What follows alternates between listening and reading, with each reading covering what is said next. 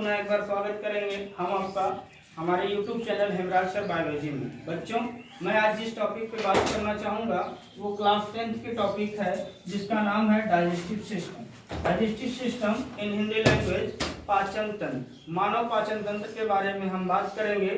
जो हमारी ये मानव पाचन तंत्र की कहानी शुरू होती है वो होती है मुख गुहा से। मुख गुहा अर्थात बकल कैविटी। बकल कैविटी में देखा जाए तो हमारे पास 3 ऑर्गन सिस्टम होते हैं, हमारी जिह्वा, हमारे लार ग्रंथियां और हमारे दांत।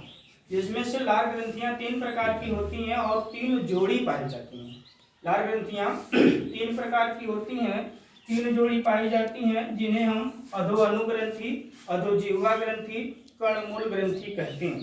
और इसके बाद जब हम भोजन चबाते हैं तो वह भोजन एक विशेष प्रकार के ढक्कन के माध्यम से होते हुए जाता है, जिस ढक्कन को हम कहते हैं एपिग्लॉटिस। एपिग्लॉटिस एक ऐसा ढक्कन होता है, एक ऐसा दरवाजा होता है, जबकि श्वास नली को बंद रखता है तो ग्रास नली को चालू रखता है, और ग्रास नली को बंद रखता है तो श्वास नली को चालू रखता है। कभी कभी हमको सुनसुनी चढ़ जाती है या ठसका लग जाता है, उस समय हमारा एपिग्लॉटिस समझ नहीं पाता है। इस वजह से कभी कभी ग्रास नली का भोजन हमारे नाक के माध्यम से श्वास नली में चला जाता है, तो उस वजह से दिखने लगता है कि दिक्कत या ठसका लगने की दिक्कत होती है। उसके बाद मैं ग्रसनी की बात करूंगा। ग्रसनी में कोई भी पाचन का कार्य नहीं होता बच्चों। ग्रसनी केवल एक मीडियम उपलब्ध कराती है जिसके द्वारा भोजन आगे की ओर जाता है, और उसके बाद जाता है ग्रास नली में। ग्रास नली भी हमारे डायफ्राम को भेदते हुए आगे की ओर भोजन को लेकर जाता है, और इस बड़े से चौड़े भाग में डाइजेस्टिव सिस्टम की पूरी लंबाई 9 मीटर होती है। पूरे 9 मीटर में अगर कोई सबसे चौड़ा भाग है तो वो है अमाशय। वो क्या है? अमाशय। अमाशय एक ऐसा भाग है जो सबसे चौड़ा भाग है, और अमाशय में आकर के 2 से 3 घंटे तक भोजन रुकता है।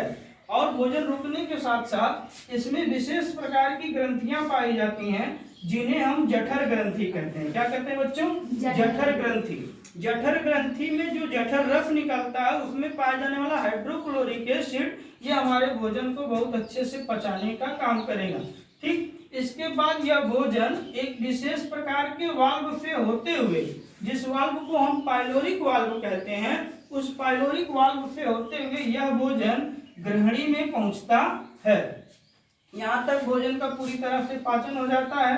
ग्रहणी में पहुंचते पहुंचते यहाँ पे आपको गॉल ब्लैडर से पित्त रस जो है आपको मिल जाता है, और अग्नाशय से अग्नाशयी रस मिल जाता है। यहाँ तक भोजन का पूरी तरह से पाचन हो जाता है। उससे पहले भी हम आपको बता दें कि अपने शरीर की सबसे बड़ी जो ग्रंथि होती है, जिसको हम यकृत कहते हैं, अंग्रेजी में लोग बड़े नाम चाव से लेते हैं लीवर। लोगों को ज्यादातर समझ में आता है लीवर। लीवर हमारे शरीर की सबसे बड़ी ग्रंथि है, जिसका भार 1.4 kg होता है। एक वयस्क मनुष्य में इसका भार 1.4 kg होता है। अभी पाचन का पूरा कार्य हो गया तो छोटी आंत, जिसको हम 6.25 मीटर रखते हैं, 6.25 मीटर एक वयस्क मनुष्य में इसकी लंबाई है। और इस छोटी आंत में मुख्य रूप से अवशोषण का कार्य होता है। जो हमारे उपयोगी पोषक तत्व हैं उन्हें क्या किया जाता है? अवशोषित किया जाता है, जिसे हम अवशोषण कहते हैं। अवशोषित करने के बाद यह भोजन बड़ी आंत से होते हुए, छोटी आंत से होते हुए बड़ी आंत में पहुंचाया जाता है। बड़ी आंत में पहुंचने के बाद जिस भाग से ये जाता है उसको कहते हैं कोलन। कोलन वाले भाग में एक विशेष प्रकार का हमारा एक अवशेषी अंग पाया जाता है, जिसे हिंदी में कृमि रूप परिशेषिका कहते हैं, जबकि अंग्रेजी नाम आपके लिए आसान होता, आप उसे बड़े प्यार से कहते हैं अपेंडिक्स। अपेंडिक्स एक अवशेषी अंग है। इसके बारे में और भी जानकारी लेने के लिए आप कमेंट बॉक्स में कमेंट कर सकते हैं।